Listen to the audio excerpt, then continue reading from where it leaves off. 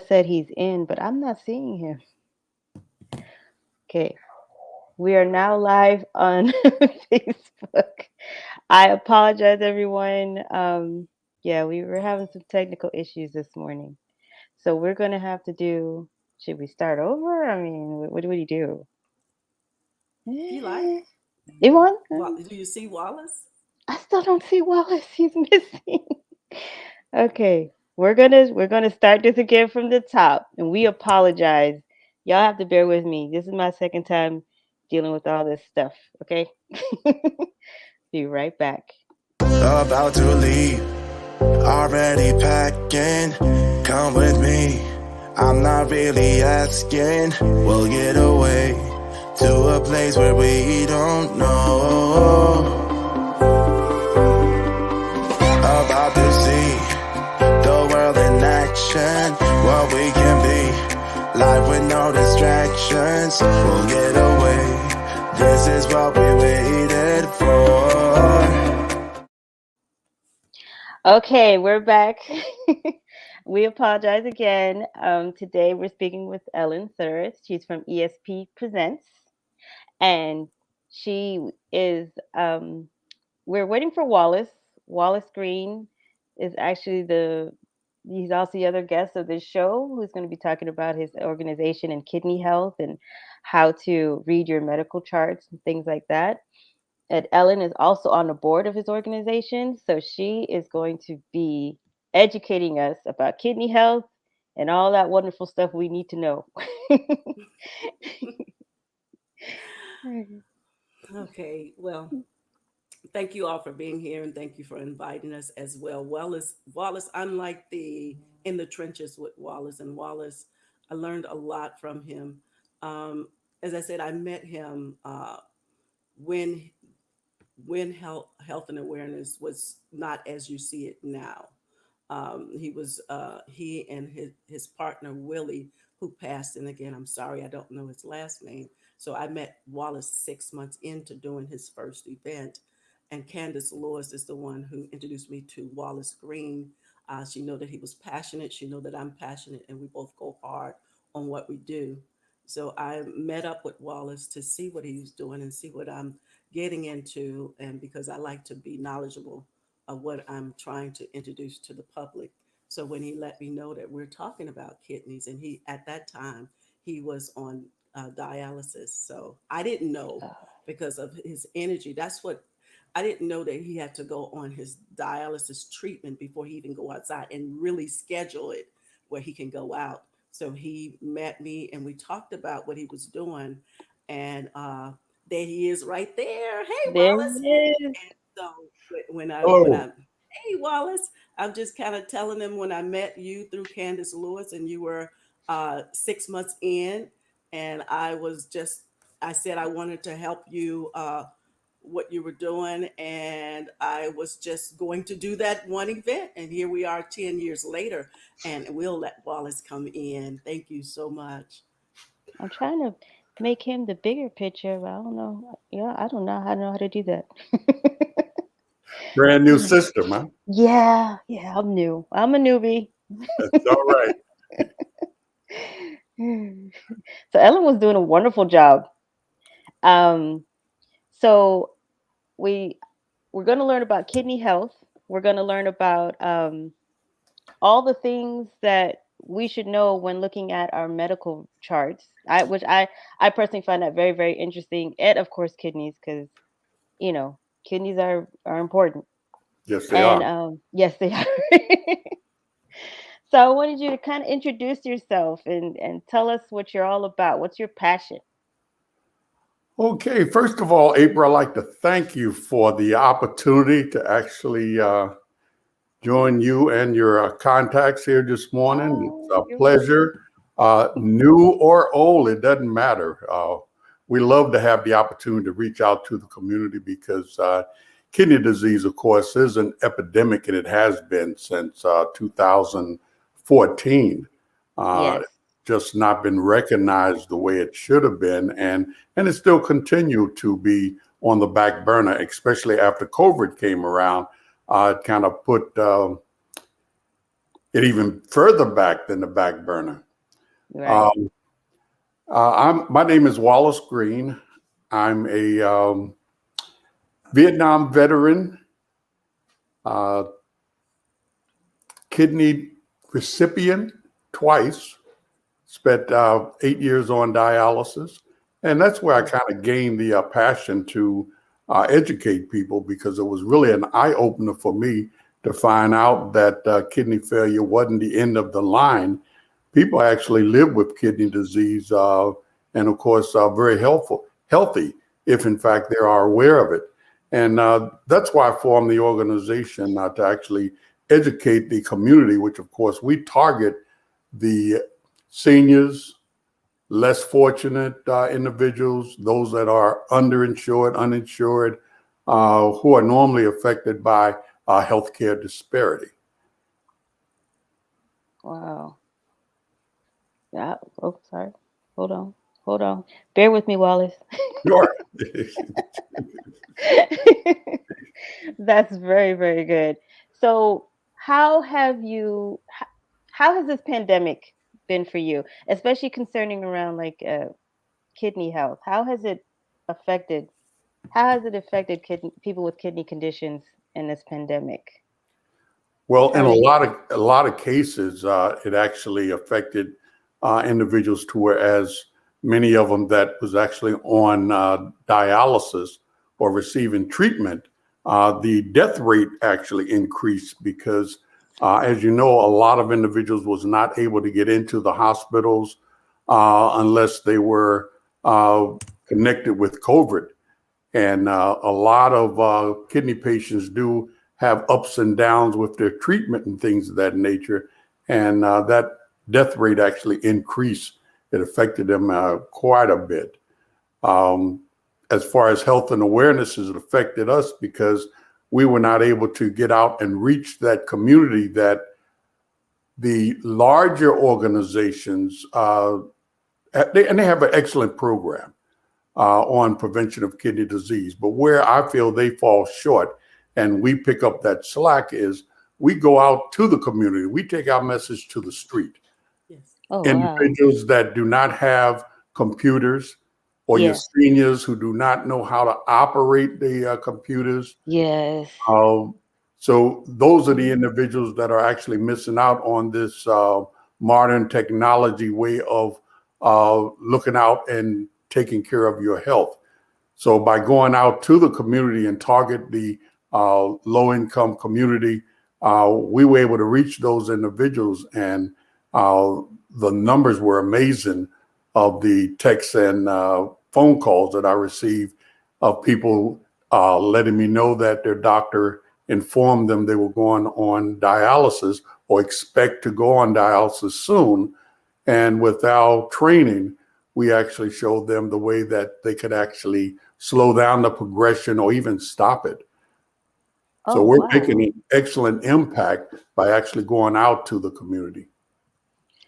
So you go out and you visit and you educate them about their kidney. So my question is, you teach them like good dieting, and do you teach like alternative ways or natural ways also, things that they can do at home to help improve their kidney health? Well, Or it's pretty much awareness, April, okay, because I'm not a doctor. yes, And of course, the information that I put out consists of the facts of the researches that I've gone through, the information that I've gained from organizations like the National Kidney Foundation, Dialysis Patients, Citizens, American Kidney Foundation, and right, the other at-risk organizations, for example, the American Diabetes Association, which is a right. leading cause of kidney disease. By affiliating with those organizations and learning from them, I share that information with them. And of course, we try to expound on, everyone always use the cliche of knowledge is power. Hmm. But of course, in the community that are lacking these tools, like the computers and things of that nature, we take it a step further by saying, knowledge is power, but sharing knowledge is powerful. Ooh, I like that. I like that. That's true. You got to share that knowledge. Yes, we do. Okay, so the next thing I'd like to know is how did you get the nickname Wall Ace? Well, it actually came from a high school buddy of mine. Oh. Matter of fact, his name was Wayne. Uh-huh. And of course, he used to call me WallACE. And of course, pretty much because we ran together, went to parties, played sports and things of that nature. And whatever we did, we put our all into it. And he used to always say, man, you wild, And so he would just call me WallACE, and of course, in the place of Wallace. And of course, I looked at it at the point of just modifying Wallace to create the nickname of Ace. And of course, it followed me right through high school, in the military, and into the civilian community. Okay. So that's cool. I love that. And that's I when I looked at it, I was like, "Wow, Ace, did they spell that wrong or what is going on here?" Yeah, most people will send it back. They'll correct it. Yeah, If I send it to 'em. my computer kept correcting it. Yeah. Yeah, they'll correct it. They'll say, okay, it's misspelled. And I have to let them know that the capital ACE is deliberate. It's intentional. Yes. So, the next thing I want to know is the story behind your book. Why not me? I did a little. I'm always interested in what goes on behind a book, like the author's story. I'm a lot of times I'm more interested in the author's story than the actual book. So, what's your story? What was your passion, your drive for writing Why Not Me? Well, I wrote Why Not Me predominantly because of the influence of Ellen. Every time we did a show, she would always say, you can't reach all the people. And we were a real small business. As far as we didn't have grant money, we didn't have funds to actually reach out to the individuals, and the information that we were leaving them were pretty much copies of things that we were making, and not in detail that we would share with them. And of course, after years, didn't happen overnight. She would constantly, you ought to put this in a book, and this way you can reach some of the people that we're not able to reach face to face. And of course, I finally decided to start putting down my notes and my bullets and things of that nature. And I came up with what I call a healthcare guidebook. And it's not necessarily where a lot of people may think it's a book that's going to, tell them a story and adventures and things of that nature. To be totally honest, unless you're interested in your health and, of course, prevention, even though it says kidney disease in a lot of cases, if you take the kidney out, it could apply to diabetes, high blood pressure, urinary tract infection, gout. It could apply to anything because the whole key in this booklet is prevention. Yes. So I decided to write this health guidebook. And of course, I didn't really know where to start. So I started out with volunteering with the National Kidney Foundation and the other organizations. I thought that would be my college. I can go there and learn as much as I can from them, what they're doing. And of course, like most stories, there's two sides to it. Right. And I found that what they were telling was from the medical side. But then, of course, there were the trenches side. And by the trenches, I mean the patients like myself and individuals who suffered from kidney disease and things of that nature. Most of us always say, Lord, why me when things like these happen? And of course, so I went to a lot of the patients and wanted to request if they would share their story with me of how their kidneys fail. How did they find out? What caused it and things of that nature. The amazing part about it, and I talked to about 100 people or so, most of us had no idea what caused our kidneys to fail. Wow. It was a shocker that we went through the point of talking to primary care doctor who shared with us that there was a concern, but there wasn't a preventive side to it.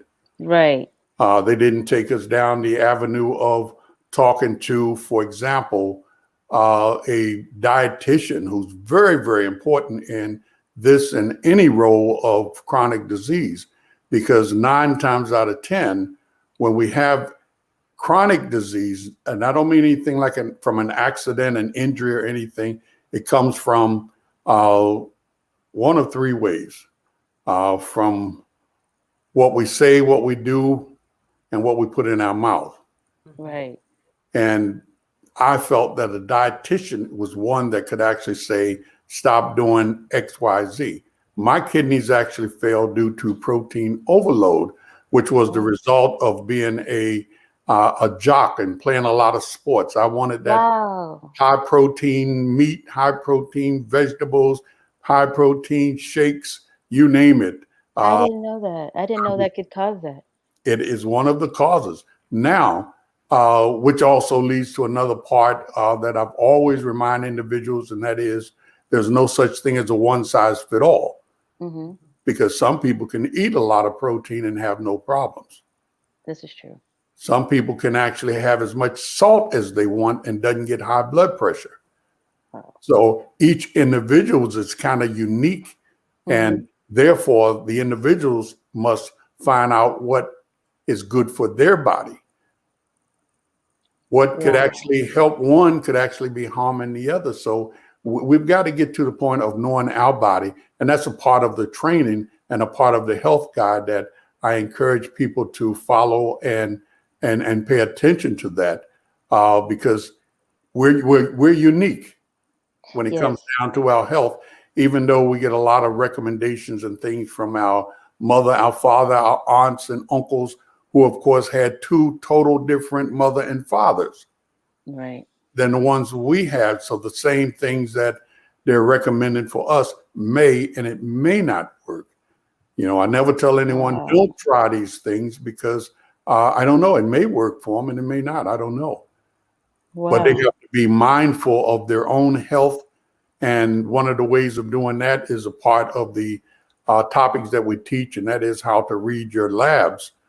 And you can actually watch those monitors as you go by and see what's working, what's not working, what's increasing, what's decreasing, and take you down that avenue where you're taking that active role in your health care to actually avoid end-stage renal disease, which has actually crippled a large portion of the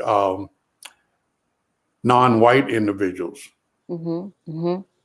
You know, and that's where the healthcare disparity falls in, because we don't know the answers or the questions to ask the doctor. So therefore, if we got the chance, which of course normally we're in and out, we spend more time in the waiting room than we do in a doctor's office. So we don't really have the time to get any questions answered.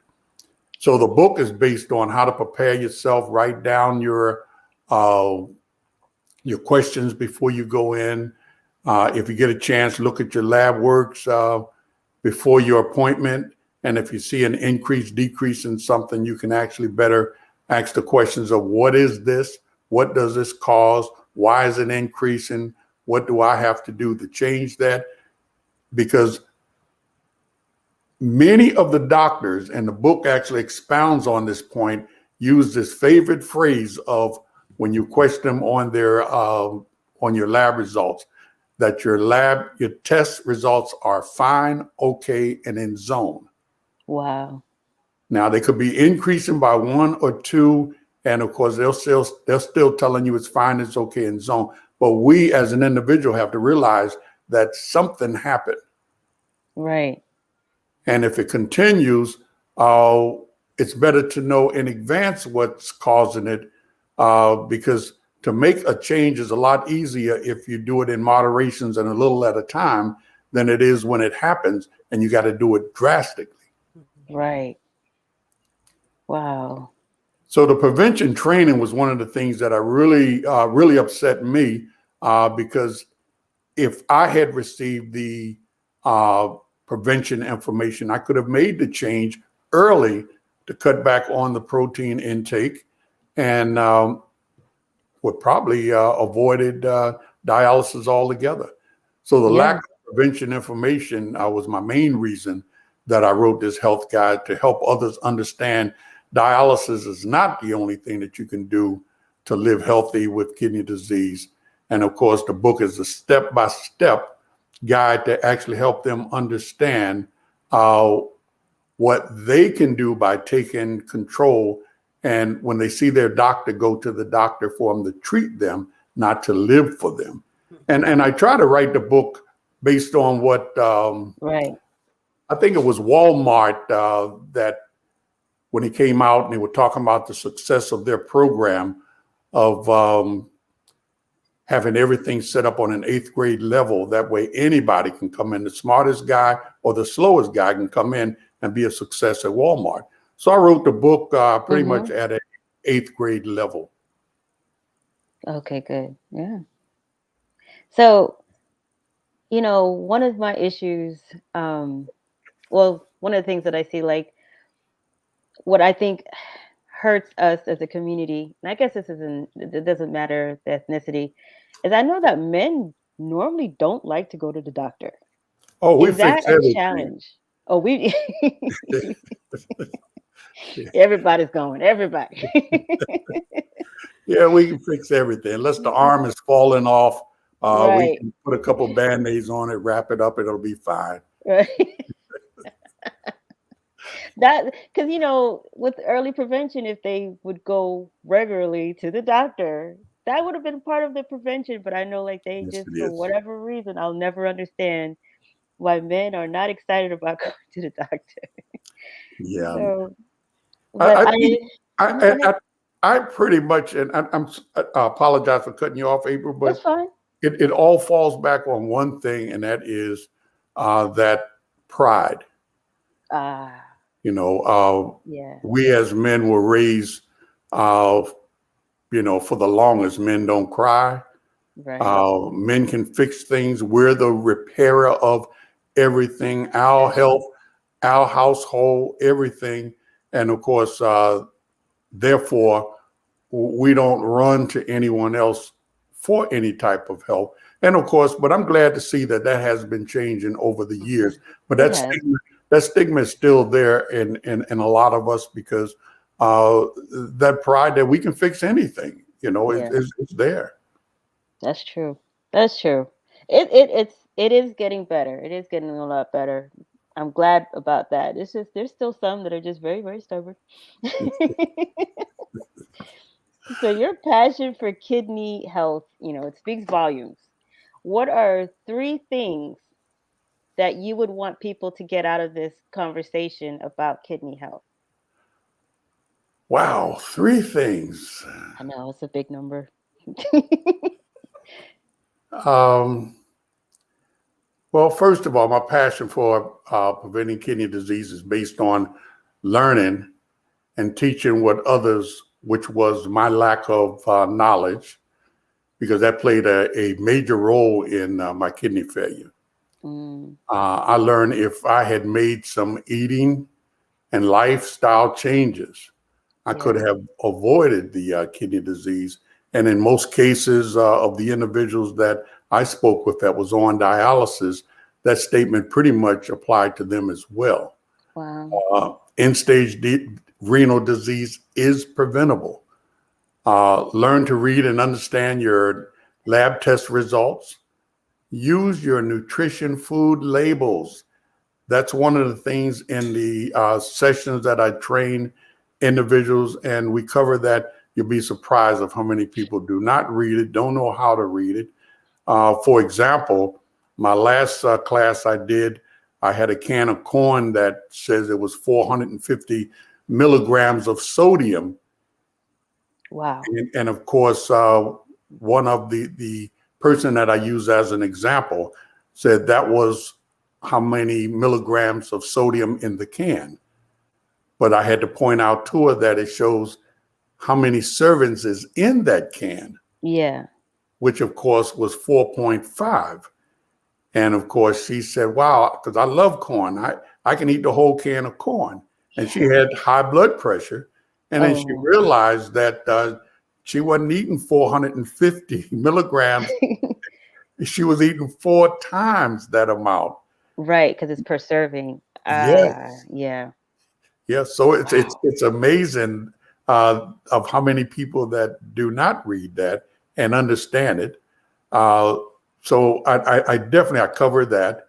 Uh, be as active as you can. You know, a lot of the seniors we talk to has a lot of disabilities and things of that nature, and they always say they are unable to exercise. But I stress on them that slow motion is better than no motion. You Mhm. know, Yeah. so whatever it is you can do, if it's nothing but lift your hands and raise your feet and go to the mailbox, and if you feel good, turn Something. around and Yeah. go back again. You know, just Yeah. just do whatever you can, but do try to increase that. Learn your family health history, and I Yes. know that's very difficult, especially for individuals like most of the seniors, Mm-hmm. because as a senior, when I was coming up, we had no idea what individuals in the family died from. All we knew was they were dead. Mm. And of course, heaven forbid if they died from cancer. That was a real dirty word back then, and they would never Yeah. mention that. So we never knew who had cancer, who had high blood pressure, or any of those chronic disease in the family, especially the men. And to go back to what you mentioned earlier, because they didn't Mm-hmm. go to the doctors. Right. Yeah. And that's also knowing your family history is kind of difficult because there's so many people that are adopted and don't know their family history background. Wow. That's another thing to think about. Yeah, so I encourage them to take an active role in their healthcare, document a lot of things as far as what they're eating, and that'll tell them an example of how their bodies is feeling, even down to sleeping.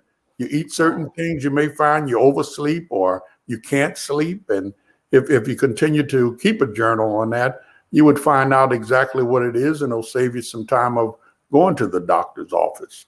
One of my favorite is phosphorus. Phosphorus causes itchiness and brittle bones, I and didn't know that. I had no idea. But I was using all kind of lotions, going to the doctors. They were giving me different types of pills and medication, and of course, once I learned to read my lab work and the food labels and find out which most food has phosphorus in it, uh, Yeah. was one of the ways that I could actually decrease that. So I know I've Okay. gone way over that Oh, that's three, fine. three things, but they're all kind of tied in there together. And that would be my recommendation to them as far as my passion and individuals to avoid kidney disease or living healthy Yes. with kidney disease. Well, all you said was very, very important. So you could give a million. It's fine with me. Thank you.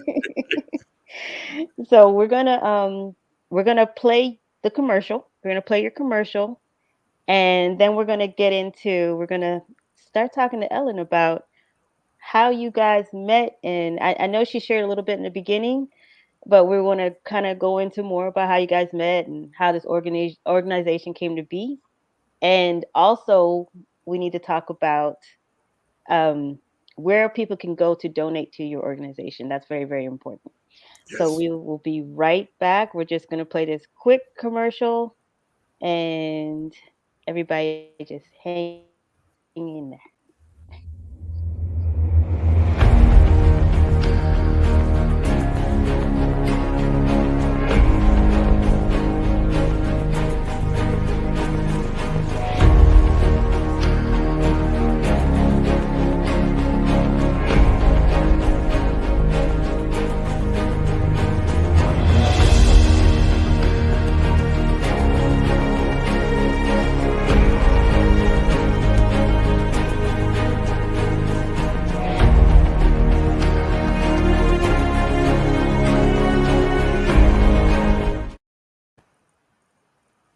Okay, and we're back. So now we're going to talk to Ellen. We want to know how did you meet Mr. WallACE? That's it, right? Thank you again. I tell you, I am very passionate about Wallace and his wife in the organization. I met him through a mutual business partner, Candace Lewis. She was telling me about Wallace because she know that I love helping people, and I'm very passionate about the help. So she got it. It took us like 6 months for her to really tell me, and during that time, he was putting together the health and awareness, but not as we know it today. So I finally got a chance to meet him, and that was 6 months into it. We sat down, we talked. He told me about what he was doing. Again, this was the infancy of talking about health and awareness. And so once he told me about it, and I know what he was doing, we were coming up on that first event, and Willie was his partner at the time, who passed, and so now Mm, it's Wallace and I, and we're carrying this out and shouldering. I'm shouldering with him what he had, but still in the trenches.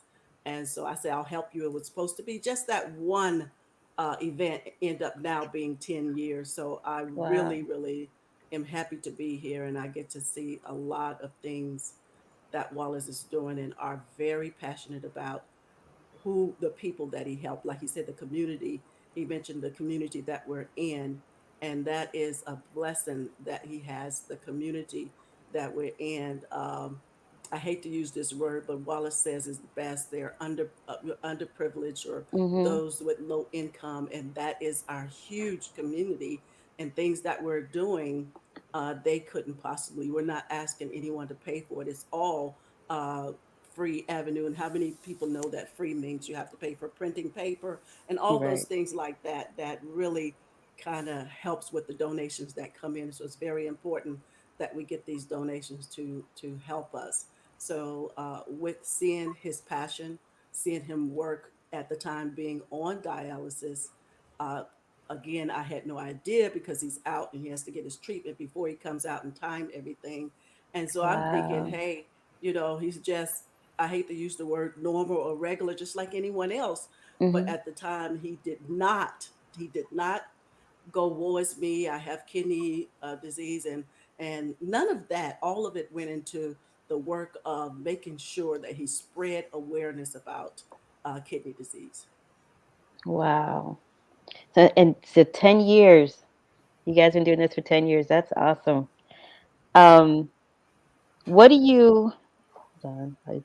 I lost my place. Y'all forgive me. Okay, so do you my another question, I guess well, I'm gonna ask Ellen. Do you believe that do you think that people are just and this is kind of like an off it's a side question. It wasn't in our list. But do Okay. you think that people are kind of ignorant about kidney health, or do they think like it's not a big deal? Or you think like people just not taking kidney health seriously or just their health period seriously? I would say that they're being, and I say it gently, ignorant to it, the fact that kidney disease awareness is only for those that are on kidney dialysis. Right, So right, that's where I would target the ignorance at, because right. no one in my family that I knew of at that time had kidney disease. Then I found out during, like, now 10 years later, that my nephew who passed, he was on dialysis for 5 years. I didn't know, Wow. and we didn't keep that much contact. And so then my uncle on my husband's side, he had kidney disease. So I didn't go in knowing that family members Right, had. I went in not knowing. And then with right. the wealth of information that Wallace has given us in the very beginning, that, like I said, there was no it was very in its infancy, what Mhm. Wallace was doing. And then Wallace, with his own personal experiences, he gained that knowledge and those strength to tell, to really help others. Like he said earlier, is more on the preventive side that we do. Now that you have Mhm. kidney disease, let us help you walk in this. We're not being doctors. We're not telling you not to take your medicine. We're just saying, let's educate ourselves in this. And he does a lot of um, um, workshops and stuff like that. And so, Right. like he was saying earlier with the book, put it in the book and stuff like that. I just want to go back that to a little bit before I end this. Mhm. Is that with that book, I learned in telling them, Wallace, this is bigger than what you are. Let people know about this because we need to mass product you. We don't need to run you out because again, he's on dialysis at that time, and that's Right. taking a lot of energy. And Mhm. he would be like on dialysis and still typing and still doing Wow. pushing the awareness. And so I'm looking at this and I said, put it in a handbook, what you did, and I would call it a handheld guide companion, if you will, to take to the Mhm. doctors with you, whether you're on dialysis, whatever ailment you have, to Right. use that and to use this as tool, as advocate, being a strong advocate for yourself, because there's a wealth of information in there. So it's not just a book. I would call it more of a devotional. Do not read it like a novel, although I read a lot of novels and that's what I do. But don't do it that way. You'll lose out. Just take your time, one page at a time, and get that knowledge. Right. You gotta absorb it. Oh, hold on. Yes. Hold on. Wallace is showing his book. Hold on. Let's get it up here. Oh, hold on. That was the wrong one. So this is the book. Why not me? And I apologize. I'm trying to get my annoying banner out of the way, but I don't haven't figured it out. We did put a link. Ellen put a link in the comments. Please get a copy. It's not just for people who already have kidney issues. It's for people who anybody. This is your kidneys. You need to Right. take care of not just you got to take care of all your organs, but your kidneys. And I know the pancreas and the liver. I Liver. feel like those are very three organs that are really really neglected.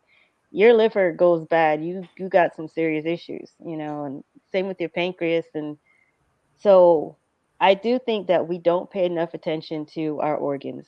I feel like they are kind of neglected, and we kind of eat whatever we want to eat, do whatever we want to do, and then we're confused as to why we're having problems later on. And That's right. it does come from a lack of knowledge, not you know paying, not getting the education we need about ourselves, about our own health, and how our body works. So that's why I love all that you're saying um, in your organization. Also, I did want to ask, um, do you think that the chemicals in our foods, a lot of these preservatives, a lot of things that they put in our food to make it last longer, do you think that also adds to the kidney issues that we're having in America today? Well, April, there's no good way to say it. Chemicals in our food are bad, as simple as that. And of course, they're the blame for a lot of increased kidney disease and other chronic disease in America. Also, one of the reasons a lot of our youth and kids are experiencing chronic disease like high blood pressure, strokes, diabetes at such a tender age. I remember growing up, those diseases were pretty much known as old folks' disease. Hmm. Yes. You didn't get those until you got old and things of that nature. And of course, now you see that a lot of our youth are in the hospital suffering from so many of the chronic disease that's going on. So whether they're fruits, vegetables, most of them contain some type of pesticide residues that can actually be a health risk for most people. And of course, that's regardless of your age and your ethnic group. That's Uh, true. Manufacturers use preservatives and pesticides and herbicides and fertilizers and artificial coloring and flavors and all of these different things to help produce the fat and the sweeteners in your food. And this is really a part that is bad. And of course, most of these substitutes that they're putting in there are in there for one reason, and that is to enhance the shelf life of these foods. That's And true. the amazing part is these things don't have to be on the nutrition label. Oh, I didn't know that. Yeah, so we're reading a lot of these things, nitrate, sulfate, that's actually processing in the food that actually help to inhibit the growth of them. I'm quite sure all of us have noticed the size of your apples and oranges Mm-hmm. and grapes and Yes. everything. They're huge size and Mm-hmm. things of that nature. And I mean, it's just amazing uh, that the chemicals that they're using in these food. So do I think the chemicals are partially to blame for kidney disease and other chronic disease? I would end that by saying without a doubt. Wow. Mm. Wow. Wow. So if we're eating, I mean, I know that some people switch to a completely strictly organic diet, but if they're not putting everything on the label, is it still, I mean, is it still better to switch to a strictly organic diet? I mean, does that make a difference with our kidneys? Does it help Well, in any way? one of the things that I read about organic, and that is you're wasting your money if you're not eating everything organic. Ah, okay. And the problem is if you eat out, are those foods organic or not? Some of them do have it labeled that they are. Some items, when you go to store, taking bananas for an example, Hmm. they may have organic, and then the day you go in there, they're sold out. So you Yeah. decide to grab the other. It's really a difficult regimen to put yourself on. All organic food, kind of similar to individuals who said that they're vegetarians. Hmm. Uh, Vegetarians are eating things with pesticides, and Hmm. also many of these items that they're eating are not even in season. And if they're Hmm. not in season, that tells you right there there's artificial light, artificial soil, Didn't think about that. fertilizer, all these different types of things that they're using. And I could remember when watermelons were in season, right around the early part of June throughout July, August timeframe. Now you can get them year round. Where are Wow. these Yeah. watermelons coming from, and these peaches and pears and everything that's you can buy 12 months out of the year? Many of them are coming from places that approve human uh, feces for fertilizer. And of Wow. course, so we've got to be mindful of where we're buying this stuff. And here again, what we're putting in our mouth. Yes. Yes. Very, very true. Oh wow, there's a lot to know, and you do have a wealth of knowledge about this. What else can you bless us with? I want to know more. I'm always thirsty for knowledge. So, what else can you bless us with on kidney health? Just being wise about what we put in our mouth.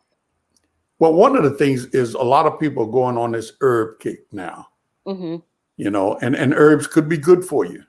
But as Mhm. I mentioned earlier, what's good for one could actually be harmful to you. And yeah, you're right about that. Yeah.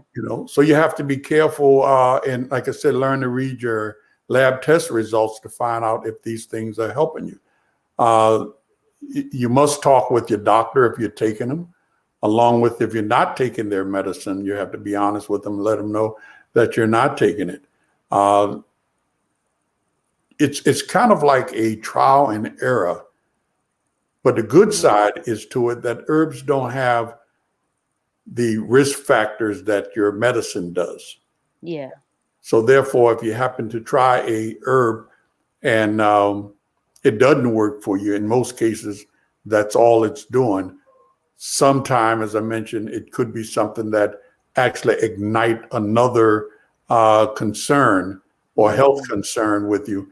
And watching your labs and reading your labs would actually give you that indication because you're seeing a change in your lab testing results, and you're not waiting until something actually happened before you Yeah. zoom in on that.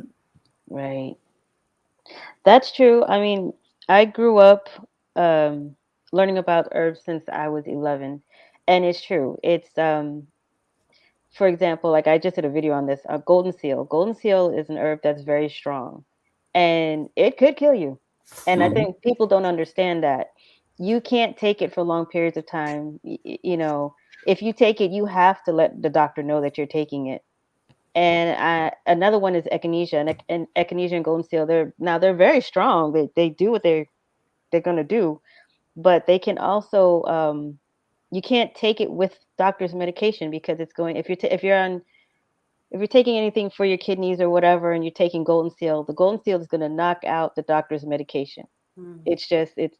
It comes into your system as kind of like a warrior guard, and it's Yes. going to knock out anything that's unnatural. So any kind of chemicals, and that's where it's good, but it's bad because if you're taking your, like your like insulin, it's going to be an issue. You're not really going to be getting your insulin. It's going to kick it out. If you have to go to the dentist or an emergency and you're taking golden seal, it's going to take you out of that anesthesia. What is it? I can never say that word right. But the drugs that they put you to knock you out is going to take you right out of that. Mhm. So you are very right. Now, but a lot of herbs they don't have as many side effects. This is true. It's just understanding how they work. So you do have to do a lot of research before you get into start taking herbs and really getting into that. It can help, but you gotta know, and it does. It will pull up other problems going on in your body. So Right. You got to take that active role in your health care and your health in yes, order to start. And I call it experimenting with these things because we don't yes. know until we actually digest them. This is true. This is true because it will react different, and how your body's made up and what's going on in your body. Hmm. It'll have a different reaction. So that's very true. Um, we're going to I'm going to put the link to I don't know if it's already there, but the link to your organization, the chair for donations, if anyone would like to give donations. And we're also going to continue. I'm going to put it up on the Pandem magazine website also, so Great. that if people want to give a donation to it will be there. Is there? We still got some time, so I think let me pull us all up together so we can talk, so we can chit chat. So, Ellen, is there anything else that you would like to add about, you know? Yes, I wanted to add that we are doing our caregiver event. We're doing it virtually as well as in person. And I did put the links there if they would go in those links there Okay, to good. get it. And so the caregiver events, I do want to add that we're doing that caregiver event. And WallACE could add more as we like, but um, I'm just want to quickly tell of my experiences with those caregiver ex, Mhm. uh, experiences in a nutshell. Sorry, this is a wealth of information. So if you are planning to go and to have the virtual link out there, do it. Follow those prompts, and you'll see it live. So these events are very, very passionate to me to see caregivers being appreciated. Some of them are tired. Some of them are just worn out and don't get their just due. So Mhm. with health and awareness, WallACE has been doing it for the 10 years that I've known of, to celebrate and to just pause and say to our caregivers, you mean a lot. We care about you. Go get a little Mhm. bit of time to yourself because we know that you feel sorry or you feel like you're neglecting your loved Mhm. one if you just take that pause. So with Mhm. this event, and there will be some also some other panelists there, and you'll get to see a chance to hear that. So I just want to really push that out, and you guys go ahead and grab that link, and all pertinent information is on there. So I really want you to know that we do events 4 times a year with the caregiver event, bowling, and painting with a twist, where we paint it virtual. And Oh. I'm sure I forgot one, but we do these events to bring awareness to the community, and these events help us to spread out the awareness. It's not just Mhm. an event. It's an event where you're getting a wealth of information. WallACE, would you like to add anything? But I wanted to really share that with y'all, and those links are in that feed there for them to join that. And I'll put the other link where if you want to go in person. So we're doing in person as well as virtual. Okay. Yes, Ellen, you missed one of the most important one, National Kidney Month. I Oh. knew it. I knew it. But I that's knew okay. it. Ella's been a very important role and played an important role to health and awareness. even though National Kidney Month is one of the most important programs that we have, my passion is the caregiver program, which Ellen just spoke of. And the reason for that is after all I've been through, number of surgeries, two-time kidney transplant recipient, uh, cancer surgery, and I couldn't have made it through it without the assistance of my caregiver, who's my wife, that played a very, very important role. And after realizing the challenges that caregivers go through, the sacrifice, putting their challenges aside to actually care for their loved one, I actually grew very strong passion about showing this appreciation because, like my wife, most of them are not looking for any type of pay. They're not looking for any attention. They're doing this out of the kindness of their heart. And it goes unnoticed as well because the individuals are not making a parade about, I'm the family caregiver. That's true. So I decided let's add this to health and awareness programs because most of us who recover, whether it's from an accident, surgery, chronic disease, dementia, you name it, are actually as successful as our caregivers. And the reason I said that is I compare that to those that did not have a good caregiver or a caregiver at all, and their lifespan was much shorter than those of us that had a caregiver that would actually care for us. And the program consists of same thing where we're looking at this knowledge. There was so many different programs available, resources available. Some could actually be receiving pay, how to take a break and avoid burnout, how to recover from a loved one that has passed, because some of the caregivers have cared for someone so long, even if there wasn't a relative, they got attached to them. So they went through this long grieving period. So there's a lot of researches out there for these individuals, and that's what we cover at this program. So if your caregiver presently anticipate on being one in the future, or just don't know what to do if you were a caregiver, or you're in a case to where as you look at someone like I did, I looked at my wife and say, wow, I wonder if I could do this because the sacrifices are just amazing. This would be great because after I started the research here again and realized there's a lot of different programs and things available to help me along, there's not a doubt in my mind that I could do it. And it could be others that's in the same situation that I am. Right.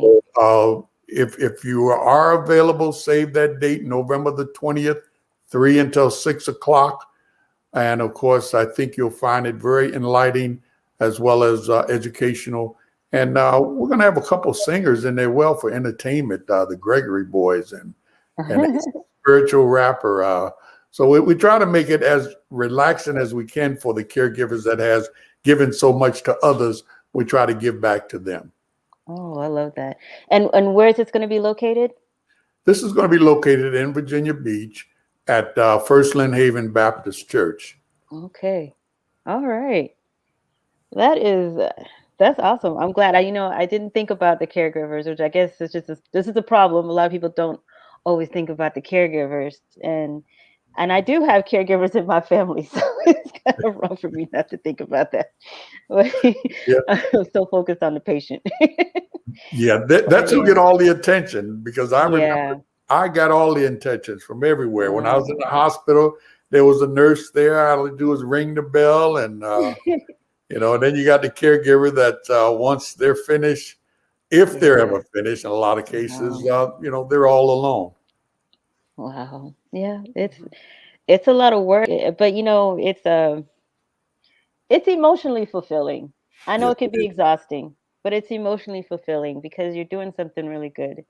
Yes. And yeah, they are a blessing. So we do need to give thanks to that. So this was a wonderful interview. I learned a lot. Um, I hope everybody else out there has learned a lot also. And I wish I was in Virginia. I'm Mhm. too far away to attend the event. Will you have any kind of like an online like viewing, like you know how sometimes they'll do like a live at the event? Or will you Yes. be okay? And That'd be great. yeah, and that's Okay. what Ellen spoke of earlier. Okay. It's going to be live, and also for those that would like to attend via Zoom, there'll be a link as well that they can check on the Zoom. Okay. Yeah, Okay. Okay. Well, be sure to share the links with me, and I will share it on my pages and on my website. And I thank you. thank you both, Ellen and WallACE. Welcome. You're welcome. Thank you both. You guys are our second. This is our second episode, so we're really Oh, excited about this, and we just hope that this show continues to help others. I hope that this information does help people because they need it. It's much needed information for everybody. Yes, you do. So I Yeah. want to thank you guys for being on the show, and I thank hope you you. have a wonderful, blessed, and prosperous weekend. Thank you. Thanks Thank you for so having much. us, Thank you. Thank April. you. Thank you. Have a lovely day. You All right. too. And thank All you right. all for tuning in and supporting the show and watching us. And we hope you took notes. Have a blessed day. You All too. right. Be All right. safe and stay healthy. I will. Oh, yeah. Yeah. To the guests, right? Everybody. Everybody. Everybody. Everybody. I was taking it for myself. That's all right. Just remember to share it. Okay, I'll share it. Thank you, everyone. All right. All right. Bye now. Bye Bye bye. bye.